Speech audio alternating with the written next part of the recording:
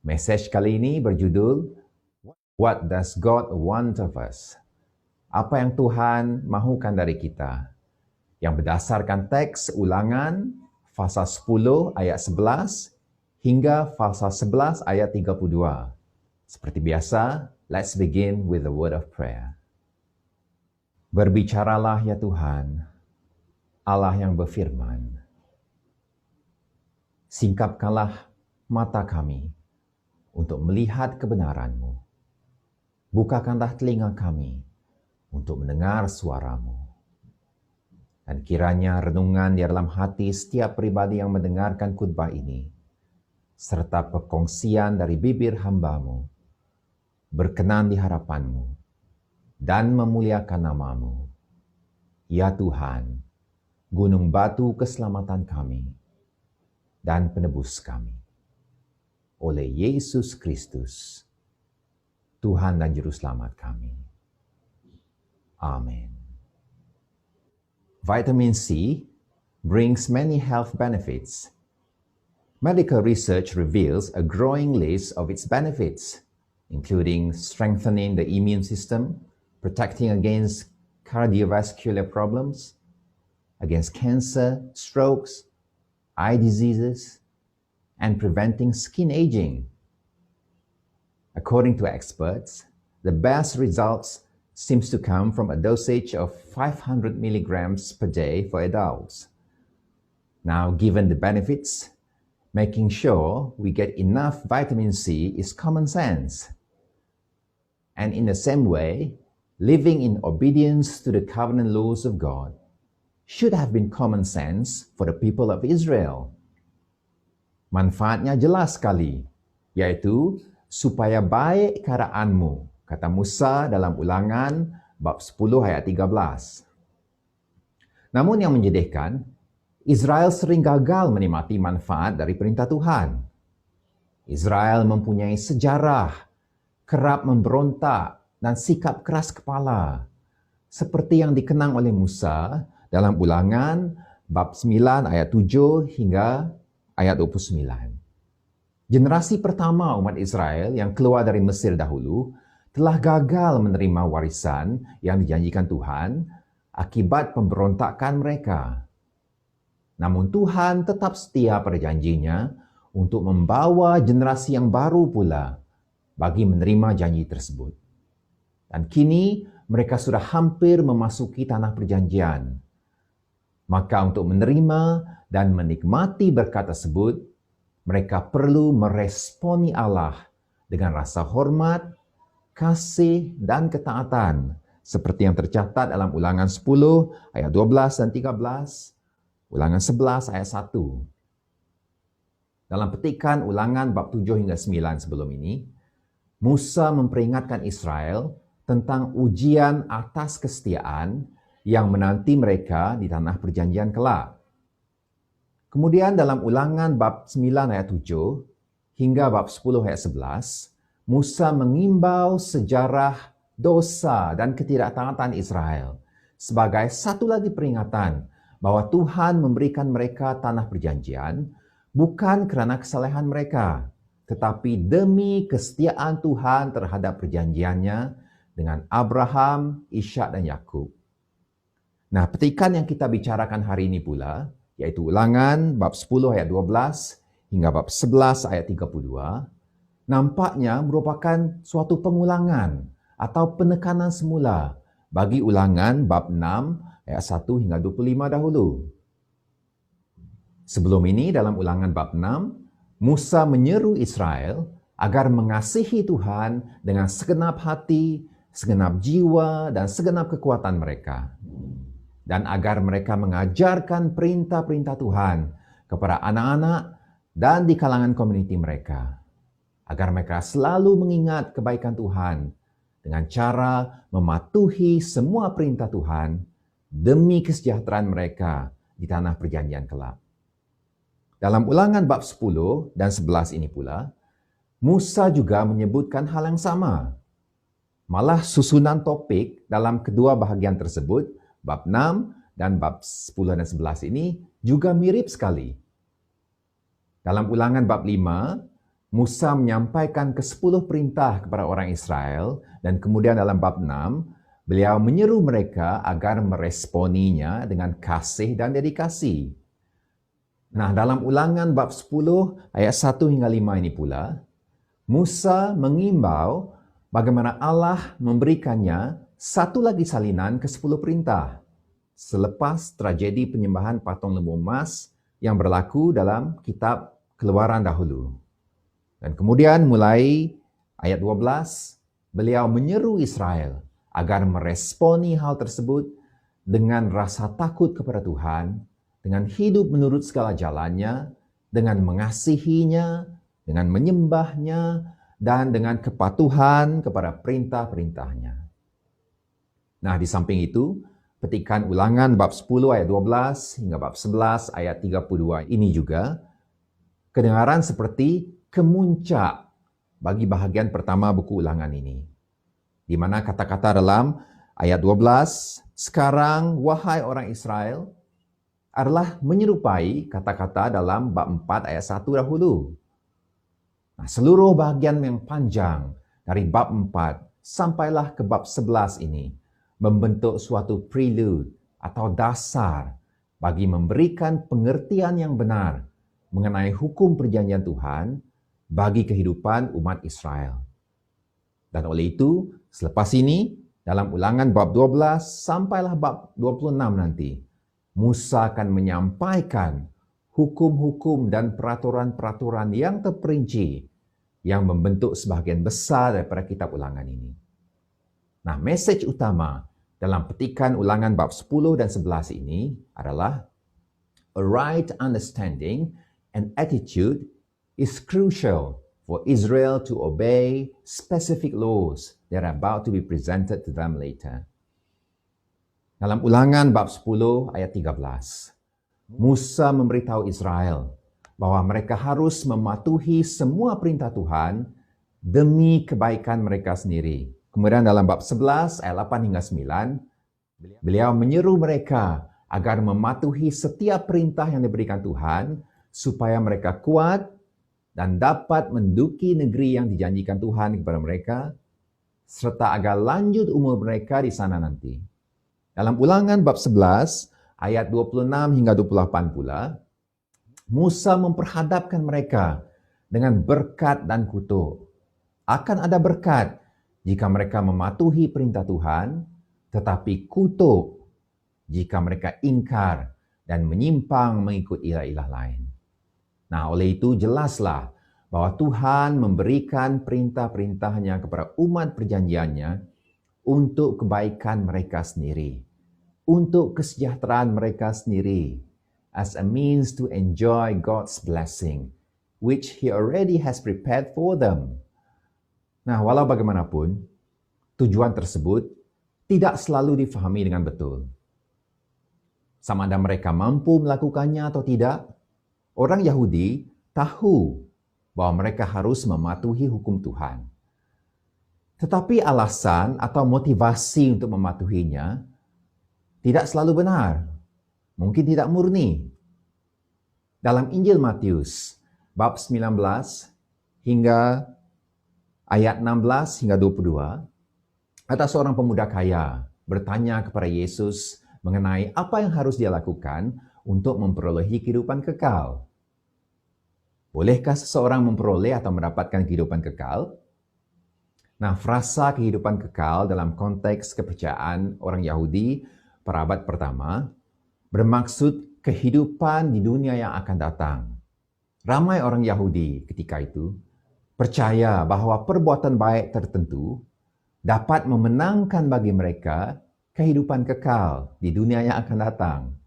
Dan pemuda ini meminta pandangan Yesus mengenai apakah perbuatan-perbuatan baik tersebut.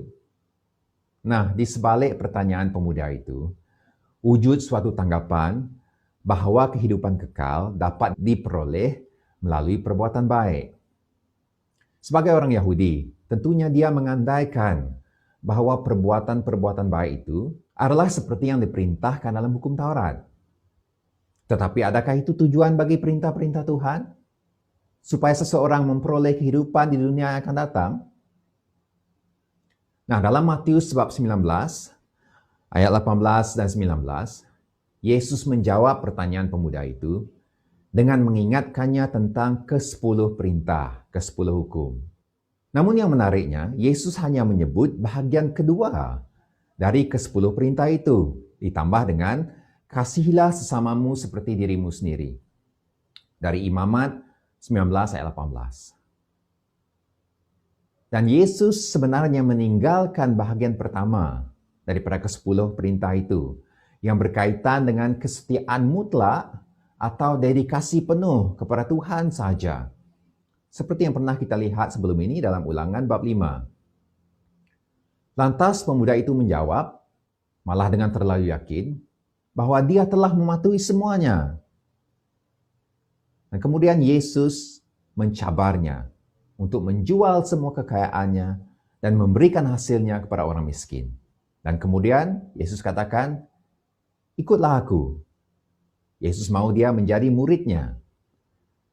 Dan mendengar tuntutan tersebut, pemuda kaya itu menjadi sedih dan beredar dari situ karena tidak sanggup melakukannya. Nah, responnya itu menunjukkan bahwa hatinya lebih mementingkan kekayaan daripada Tuhan. Hatinya berbelah bagi. Saudari, tidak heranlah dalam kitab Ulangan ini, Musa menggesal orang Israel berulang kali agar mengasihi Tuhan dengan segenap hati dan segenap jiwa mereka. Sebab mematuhi perintah-perintah tertentu bukanlah pengganti bagi penyerahan diri sepenuhnya kepada kehendak Tuhan. Tuhan memberikan perintah-perintahnya kepada Israel agar mereka dapat menikmati berkat perjanjian. Dan bukannya supaya mereka memperoleh atau memenangkan berkat-berkatnya. Tuhan sudah pun menjanjikan dan sedang membawa mereka kepada suatu kehidupan yang diberkati di tanah perjanjian. The purpose of God's law is to teach Israel to uphold the order of life if they want to enjoy God's blessing and presence. Tujuan bagi hukum Allah adalah untuk mengajar Israel memelihara ketertiban hidup bagi menikmati berkat dan kehadiran Tuhan. Seperti yang dapat kita lihat dalam Ulangan bab 10 dan 11 ini, Musa berulang kali memanggil, menyeru Israel agar takut akan Tuhan, mengasihi Tuhan, mentaati perintahnya, menyembahnya dengan sepenuh hati, dan taat setia kepadanya. Lihat bab 10 ayat 12 dan 20, bab 11 ayat 1, ayat 8, ayat 13, ayat 22. Saudari, sebab bagi pengulangan ini adalah isu yang dibangkitkan dalam Ulangan bab 9 ayat 6. Di mana bangsa Israel digelar bangsa yang keras kepala. Maka tidak heranlah Musa mengatakan kepada mereka dalam ayat 16, sunatkanlah hatimu dan janganlah lagi keras kepala. Sebab itulah Musa mengingatkan Israel sekali lagi mengapa mereka harus taat kepada Tuhan. Moreover, not everybody listening gets the message the first time, and some who do might forget or take it for granted. In those days, people didn't carry their own Bible like us, or notebooks, or even can read or write. They had to depend on their memories. So repetition was very important. Dalam Ulangan bab 10, ayat 12 dan 13, terdapat 5 buah seruan yang disampaikan oleh Musa, yaitu takutlah akan Tuhan, turutilah jalannya, mengasihinya, berbakti kepadanya, dan berpegang kepada perintah-perintahnya. Tuhan mengkehendaki Israel agar terlebih dahulu takut atau hormat kepadanya, yaitu menghormatinya sebagai pencipta, penebus dan raja atas hidup mereka. Sikap sedemikian harus menjadi asas bagi umat Tuhan untuk berjalan dalam kehendaknya. Dan di tengah-tengah seruan ini, Di tengah-tengah kelima buah seruan tersebut adalah perintah agar mengasihi Tuhan yang mengimbau kepada Ulangan bab 6 ayat 5 dulu. Kasihilah Tuhan dengan segenap hatimu, dengan segenap jiwamu, dengan segenap kekuatanmu. Israel harus mengasihi Tuhan karena Tuhan hakikatnya telah terlebih dahulu mengasihi mereka. Lihat bab 10 ayat 15. Sikap takut akan Tuhan, mengasihi dan menyembah Tuhan adalah respon yang wajar kepadanya. Sebab Israel sebenarnya tidak layak mendapat berkat Tuhan. Sekali lagi lihat Ulangan 9 ayat 6. Tetapi Tuhan tetap setia kepada janjinya untuk memberkati mereka. Maka untuk mengalami dan menikmati berkat yang tidak layak mereka terima itu, mereka harus mentaati perintah Tuhan untuk kebaikan mereka sendiri. Satu-satunya respon yang benar adalah untuk mengabdikan diri kepada Tuhan. Once again, a right attitude is crucial for God's people to appreciate and thus to obey God's law. Saudari dalam Ulangan bab 11 ayat 18 hingga 20 pula, Musa menekankan betapa perlunya Israel menyimpan perintah Tuhan di dalam hati dan fikiran mereka, untuk mengajarkannya kepada anak-anak mereka, untuk membicarakannya dan menonjolkannya dalam kalangan masyarakat mereka. Ini sebenarnya mengulangi apa yang telah dikatakannya sebelum ini dalam Ulangan bab 6 ayat 6 hingga 9 dahulu. Nah, seruan tersebut diulangi di sini untuk menghalang Israel dari terjebak untuk berpaling kepada ilah-ilah asing, terutamanya kepada dewa cuaca, dewa Baal yang dipercayai oleh penduduk Kanaan memberikan hujan bagi negeri itu. Melalui seruan tersebut, Musa menekankan betapa pentingnya memupuk kasih dan ketaatan kepada Tuhan. Saudara-saudari seiman, kasih dan ketaatan kepada Tuhan perlu dipupuk. Ia tidak terjadi dengan sendirinya.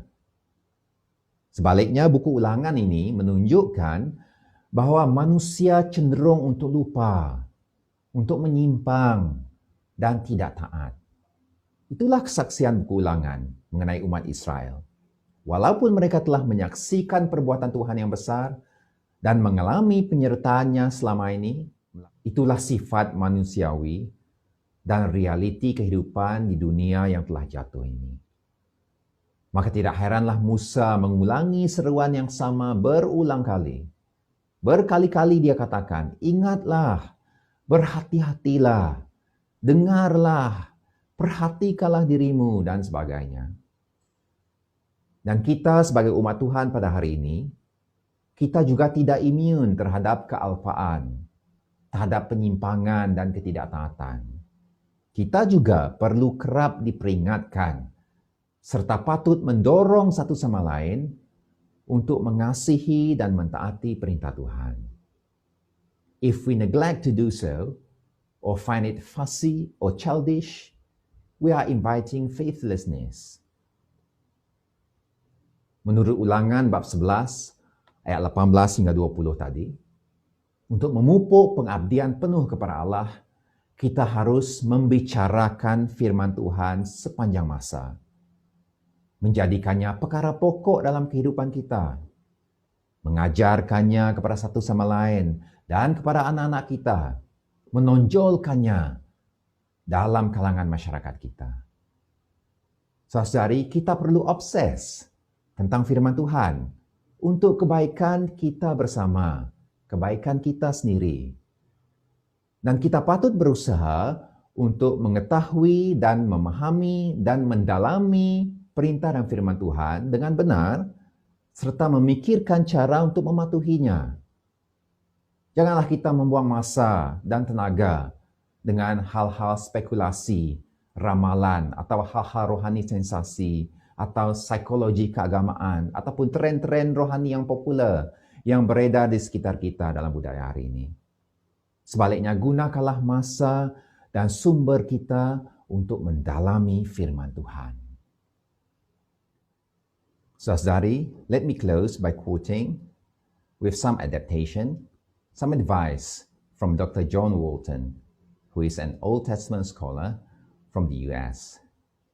In one of his video lectures about the Old Testament, he said this: "We have to let what the scriptures teaches us about God and his ways seep into our lives, building a reservoir of the knowledge of God. It will not necessarily give us action I can take today. Maybe what we learn about God are things we can use this week, month, or year. But years down the road, when we encounter issues in life and only have a short moment to make decisions, when we are thinking about our conducts and attitudes towards others, then we have to draw that knowledge of God we've learned all this while. When that happens, we don't always have time to refer to scriptures. We have to draw on what we have known and learned. When we face certain trials or important decisions, we want the Bible's bells to go off in our head because they're in our lives and hearts. That's what we do when we read, meditate, and study the scriptures. We are filling that reservoir of the knowledge of God to draw on as we encounter life in this world. That's why it's so important to saturate ourselves with scriptures." End quote. Saudari yang dikasihi Tuhan, marilah kita menjadikan firman Tuhan sebagai ciri ulung serta topik utama dalam kehidupan kita secara pribadi, dalam keluarga kita, dalam gereja kita, dan dalam masyarakat Kristen secara umum. Apabila firman Tuhan diutamakan, kita dapat memupuk kasih dan kepatuhan kepada Tuhan yang telah berfirman. Amin. Mari kita berdoa. O Lord God Almighty, who has given us your commands to be obeyed, keep us, O God, in purity of hearts and faithfulness to your commands, that we, your people, may walk before you in the way that is right.